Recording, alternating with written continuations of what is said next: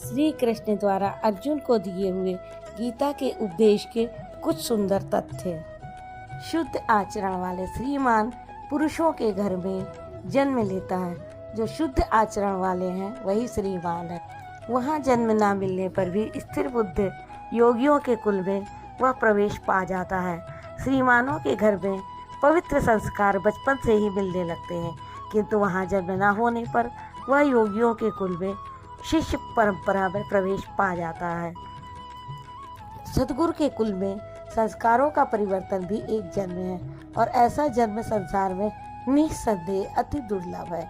गृह त्याग से पूर्व पैदा होने वाले लड़के मोहवश महापुरुष को भले ही पिता मानते रहें, किंतु महापुरुष के लिए घर वालों के नाम पर कोई नहीं होता।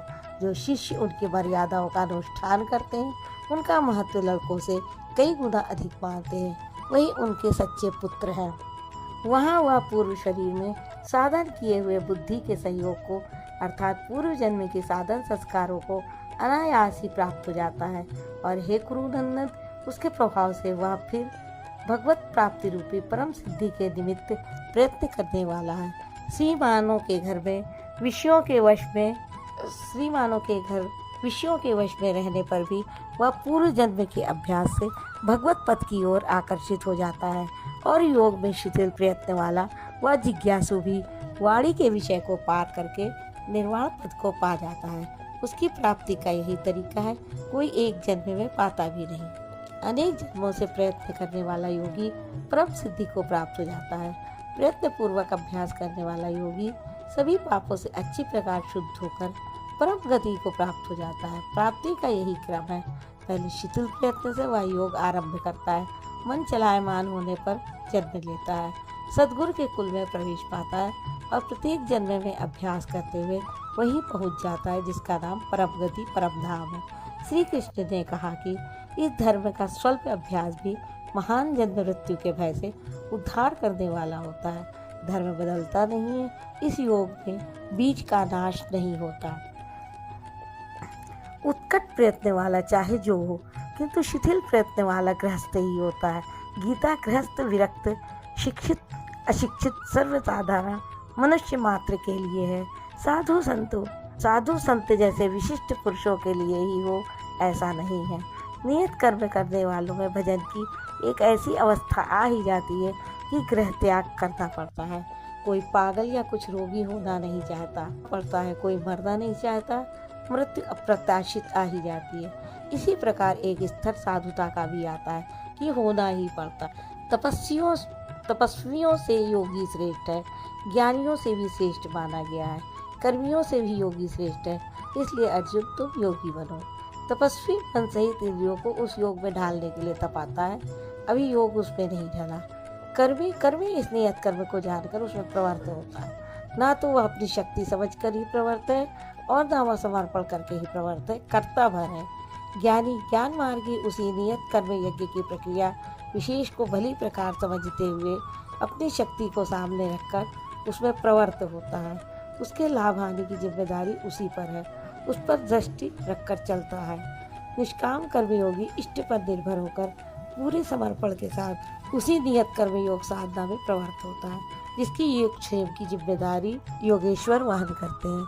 पतन की परिस्थितियां होते हुए भी उसके लिए पतन का भय नहीं है, क्योंकि जिस परम तत्व को चाहता है वही उसे संभालने की जिम्मेदारी भी ले लेता है।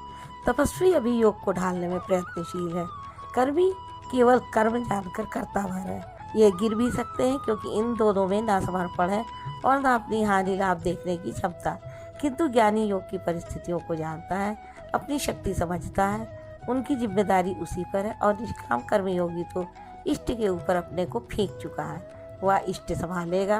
परम कल्याण के पथ पर ये दोनों ठीक चलते हैं, किंतु जिसका भार वह इष्ट संभालता है वह इन सबसे श्रेष्ठ है, क्योंकि प्रभु ने उसे ग्रहण कर लिया है।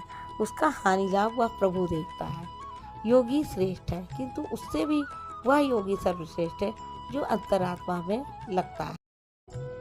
संपूर्ण निष्काम कर्मयोगियों में भी जो श्रद्धा विभोर होकर अंतरात्मा से मुझे निरंतर भजता है, वह योगी मुझे परम श्रेष्ठ माने है।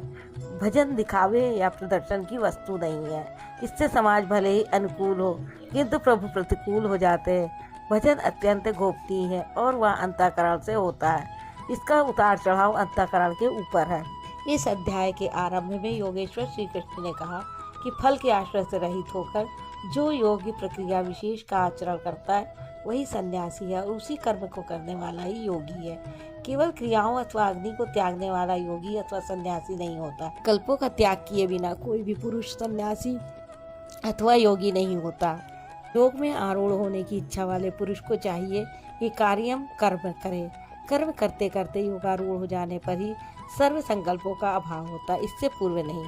सर्व संकल्पों का अभाव ही संन्यास है। आत्मा अधोगति में जाता है और उसका उद्धार भी होता है। जिस पुरुष द्वारा मन सहित इंद्रियां जीत ली गई हैं, उसका आत्मा उसके लिए मित्र बनकर मित्रता में बरतता है तथा परम कल्याण करने वाला होता है। जिसके द्वारा ये नहीं जीती गई, उसके लिए उसी का आत्मा शत्रु बनकर शत्रुता में बरतता है। यातनाओं का कारण बनता है। अतः मनुष्य को चाहिए कि अपनी आत्मा को अधोगति में न पहुँचाए, अपने द्वारा अपनी आत्मा का उद्धार करे। उन्होंने प्राप्ति वाले योगी की रहनी बताई। यज्ञस्थली बैठने का आसन तथा बैठने के तरीके पर उन्होंने कहा कि स्थान एकांत और स्वच्छ हो। वस्त्र, मृग, चर्म अथवा कुश की चटाई में से कोई एक आसन हो। कर्म के अनुरूप चेष्टा युक्त आहार विहार, सोने जागने के संयम पर उन्होंने बल दिया। योगी के निरुद्ध चित्त की उपमा उन्होंने वायु रहित स्थान में दीपक की अकंपित लौ से दी और इस प्रकार निरुद्ध चित्त का भी जब विलय हो जाता है उस समय वह योग की पराकाष्ठा अनंत आनंद को प्राप्त करता है। संसार के संयोग योग से रहित अनंत सुख का नाम योग है। योग का अर्थ है उससे मिलन। जो योगी इसमें प्रवेश पा जाता है वह संपूर्ण भूतों में श्रम दृष्टि वाला हो जाता है। जैसे अपनी आत्मा वैसी ही सबकी आत्मा को देखता है। वह परम पराकाष्ठा की शांति को प्राप्त होता है। अतः योग आवश्यक है। मन जहाँ जहाँ जाए वहाँ से घसीटकर बारंबार इसका निरोध करना चाहिए। मन बड़ी कठिनाई से वश में होने वाला है, लेकिन होता है। यह अभ्यास और वैराग्य द्वारा वश में हो जाता है। शिथिल प्रयत्न वाला व्यक्ति भी अनेक जन्म के अध्याय से वहीं पहुंच जाता है जिसका नाम परम गति अथवा परम धाम है। तपस्वियों द्वारा ज्ञान मार्गियों तथा केवल कर्मियों से भी योगी श्रेष्ठ है। इसलिए अर्जुन, तुम योगी बनो। समर्पण के साथ अंतर्मन में से योग का आचरण करो। इस प्रकार से भगवत गीता रूपी उपनिषद और श्री कृष्ण अर्जुन के संवाद का 6वां अध्याय पूर्ण होता है। राधे राधे।